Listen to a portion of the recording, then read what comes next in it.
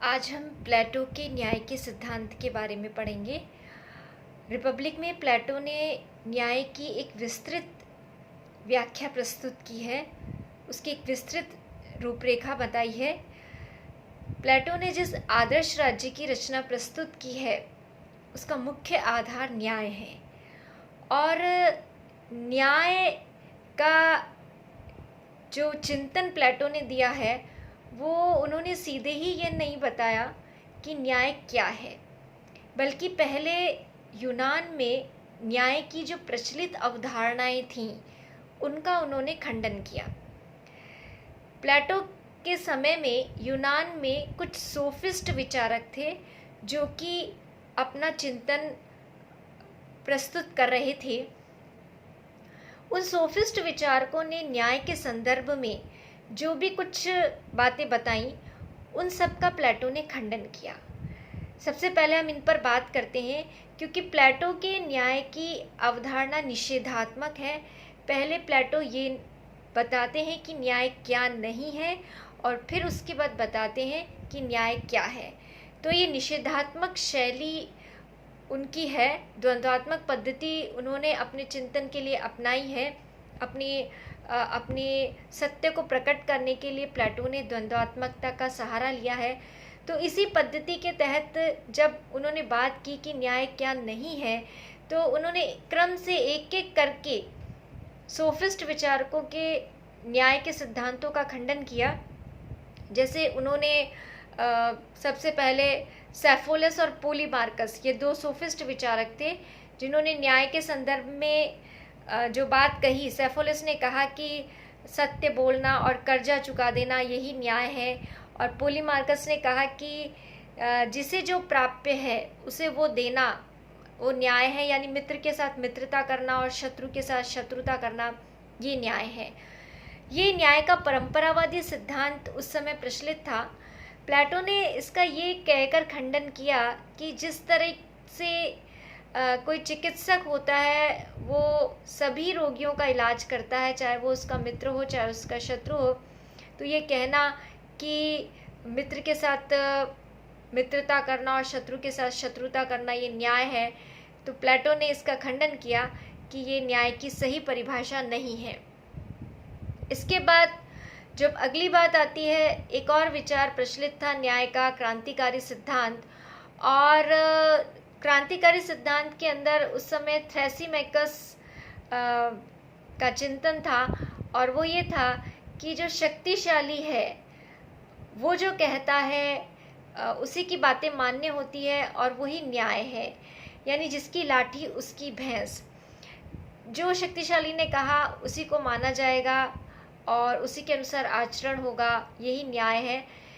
दूसरी तरफ उसी समय सोफिस्ट विचारक एक थे ग्लूकोन। उन्होंने न्याय की एक यथार्थवादी धारणा प्रस्तुत की और उसमें कहा, जस्ट थ्रैसिमेकस के जस्ट उल्टा उन्होंने बात कही कि जब निर्बल लोग बहुत ही अत्याचारों से पीड़ित हो जाते हैं तो वो इकट्ठे होते हैं और उस समय न्याय उनकी आवश्यकता बन जाता है। और उन्होंने कहा कि न्याय निर्बल की आवश्यकता है या न्याय भय का शिशु है, क्योंकि उस स्थिति में जो निर्बल लोग जो कहते हैं इकट्ठे होकर के वो बात मानी जाती है। तो यहाँ पे ये जो दो अवधारणाएं आई थ्रैसिमेकस की और ग्लूकोन की, डिफर करती हैं थोड़ी सी। पहली अवधारणा के अंदर तो शक्तिशाली का हित न्याय कहा गया है, और दूसरी अवधारणा में जब व्यक्ति शक्तिशाली से परेशान हो जाता है तब वो आपस में इकट्ठे होकर के अपनी बात को रखते हैं और वो निर्बल की आवश्यकता बन जाता है।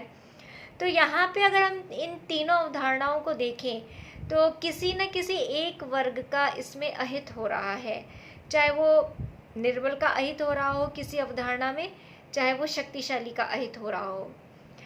यहाँ प्लेटो ये कहना चाहते हैं कि न्याय एक ऐसी व्यवस्था है, या न्याय एक ऐसा जिसको हम कह सकते हैं सद्गुण है, सत्य पर आधारित व्यवस्था है जिसके अंदर किसी का अहित नहीं होता है। और या ये कोई एक कृत्रिम वस्तु नहीं है, ये एक बहुत ही स्वाभाविक और प्राकृतिक वस्तु है। ये एक इसको वस्तु कहना भी ठीक नहीं, ये हमारी नैतिकता से रिलेटेड है।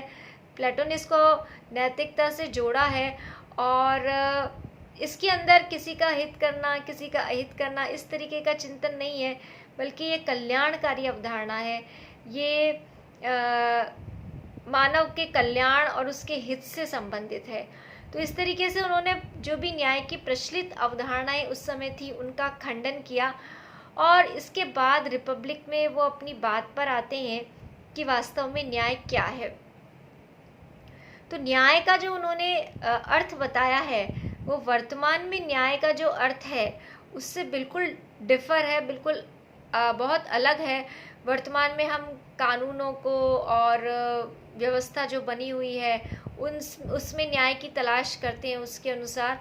लेकिन प्लेटो ने कहा कि प्लेटो जब बात करते हैं न्याय की तो वो एक नैतिकता पर आधारित अवधारणा है, और उसमें ये बहुत अधिक बल दिया गया है कि मनुष्य अपने कर्तव्यों का पालन करे। जितना वो अपने कर्तव्यों का पालन करेगा वो व्यवस्था न्याय के उतनी ही निकट पहुंचेगी। तो यहाँ पे अगर अपन बात करें तो इसमें प्लेटो ने कहा कि प्रत्येक व्यक्ति अपने अंदर जो गुण विद्यमान है उस गुण के अनुसार वो अपना निर्धारित कार्य करे और अपने कार्य में विशिष्टता हासिल करे तथा किसी अन्य के कार्य में हस्तक्षेप ना करे। ये प्लेटो के न्याय का एक मुख्य थीम निकलकर सामने आती है। और इसके अंदर जैसे किसी व्यक्ति में क्षुधा या तृष्णाएं ज़्यादा हैं तो प्लेटो ने कहा कि वो व्यापार संबंधी, उत्पादन संबंधी कार्य करे।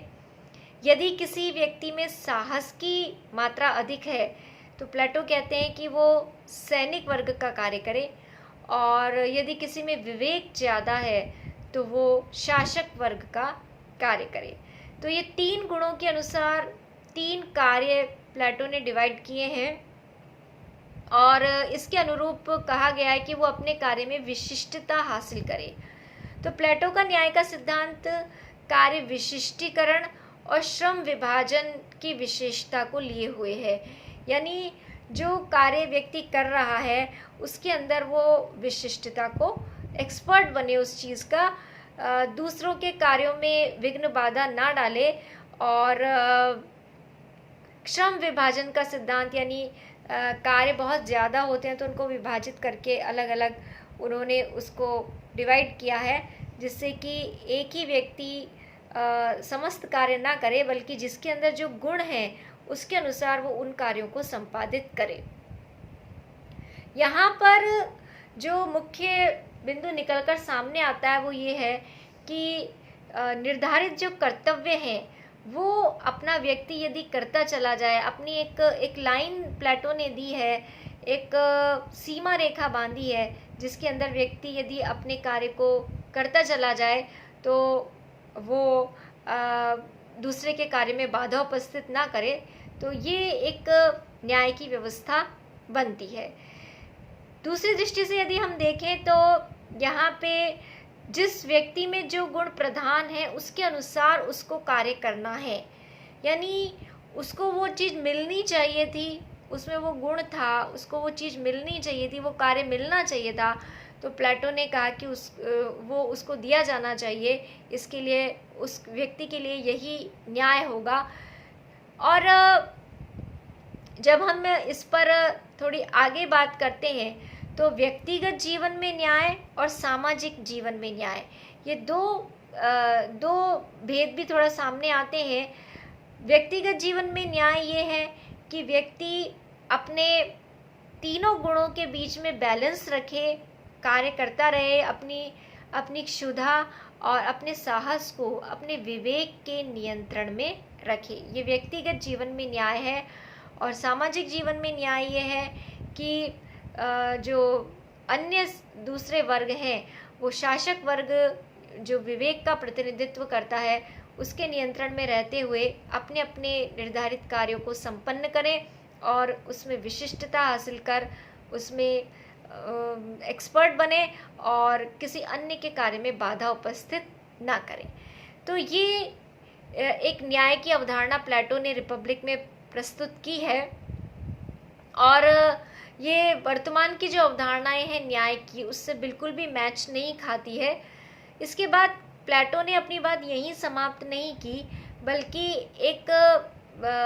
एक जो महत्वपूर्ण बात वहाँ पे उन्होंने बताई है वो ये कि न्याय की प्राप्ति के उन्होंने 2 साधन बताए हैं और उनका विस्तृत उल्लेख रिपब्लिक में किया है। एक है शिक्षा और दूसरा है साम्यवाद।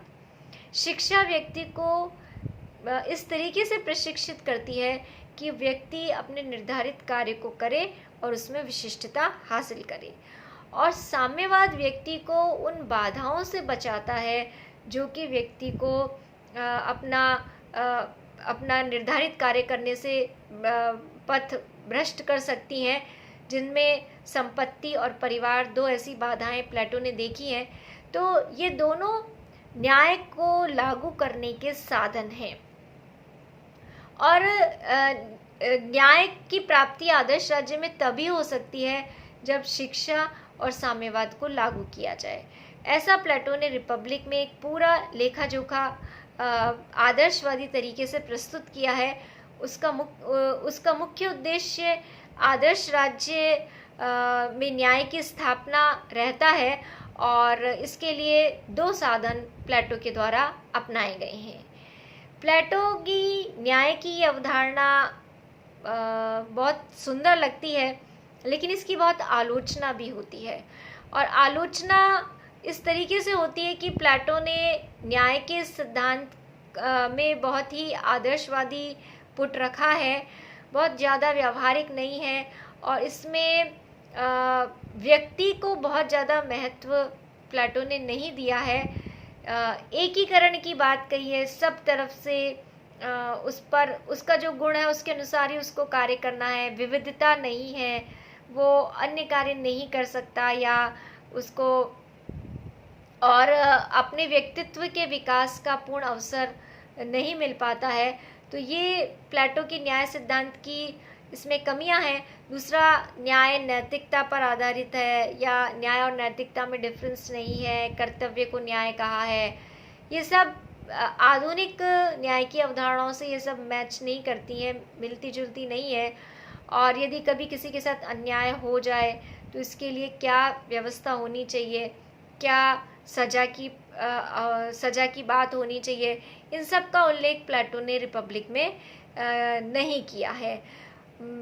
इसके आधार पर कई बार प्लेटो पर सर्वाधिकारवादी राज्य की स्थापना का आरोप भी लगाया जाता है, और प्लेटो ने न्याय को लागू करने के लिए जो 2 सिस्टम दिए हैं, शिक्षा और साम्यवाद, उनकी भी कई आधारों पर आलोचना हुई है, जिसमें उन्होंने उत्पादक वर्ग को शिक्षा नहीं दी है और सैनिक और शासक वर्ग को परिवार और संपत्ति इनसे वंचित किया है। तो ये दोनों चीज़ें मनोवैज्ञानिक दृष्टि से अनुकूल नहीं बैठती हैं।